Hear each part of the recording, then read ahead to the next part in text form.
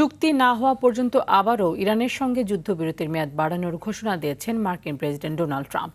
তবে নৌবন্দরে অবরোধ অব্যাহত রাখার ঘোষণা দিয়েছেন তিনি। অন্যদিকে ইরানের পররাষ্ট্রমন্ত্রী আব্বাস আরাকচি জোর দিয়ে বলেছেন, নৌবন্দরে মার্কিন অবরোধ যুদ্ধবিরতির লঙ্ঘন এবং তেহরান এর কড়া জবাব দেবে। হরমুজ প্রণালী পুনরায় সচল করতে লন্ডনে 2 দিনব্যাপী সম্মেলনের আয়োজন করছে যুক্তরাজ্য ও ফ্রান্স। বিস্তারিত সামিউল শিহাবের রিপোর্টে।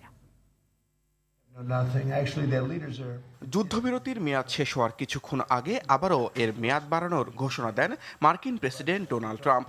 যদিও রাত পর্যন্ত হুমকি দিচ্ছিলেন এই মেয়াদ কোনোভাবেই বাড়ানো হবে না এবং ইরানে কঠোর আঘাত হানা হবে, তবে পাকিস্তানের অনুরোধে শেষ পর্যন্ত মত পাল্টেছেন বলে ট্রুথ সোশ্যালে দাবি করেন ট্রাম্প। ইরানি বন্দরগুলোতে অবরোধ অব্যাহত রেখে কোনো চুক্তিতে না পৌঁছানো পর্যন্ত যুদ্ধবিরতির মেয়াদ বাড়ান তিনি।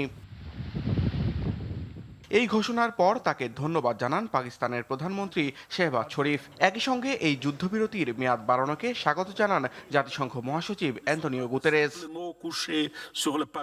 তবে ইরানের পররাষ্ট্রমন্ত্রী আব্বাস আরাকচি দাবি করেছেন, নৌবন্দরে অবরোধ অব্যাহত রাখা যুদ্ধবিরতির স্পষ্ট লঙ্ঘন। তিনি হুঁশিয়ারি দিয়ে বলেন, তেহরান জানে কিভাবে পরিস্থিতি মোকাবেলা করতে হয়। দেশটির পার্লামেন্ট স্পিকারের উপদেষ্টা মাহাদি মোহাম্মদী বলেছেন, ট্রাম্পের যুদ্ধবিরতির মেয়াদ বাড়ানো নিশ্চিতভাবেই একটি আকস্মিক হামলার জন্য সময় কেনার অপকৌশল। এখন ইরানের পক্ষ থেকেও পাল্টা উদ্যোগ নেওয়ার সময় এসেছে। এদিকে হরমুজ প্রণালী পুনরায় সচল করার লক্ষ্যে 2 দিনব্যাপী সম্মেলনের ডাক দিয়েছে যুক্তরাজ্য ও ফ্রান্স। 30টিরও বেশি দেশের সামরিক পরিকল্পনাবিদরা আজ লন্ডনের স্থায়ী যৌথ সদর দপ্তরে এই বৈঠকে অংশ নেবেন বলে আশা করা হচ্ছে।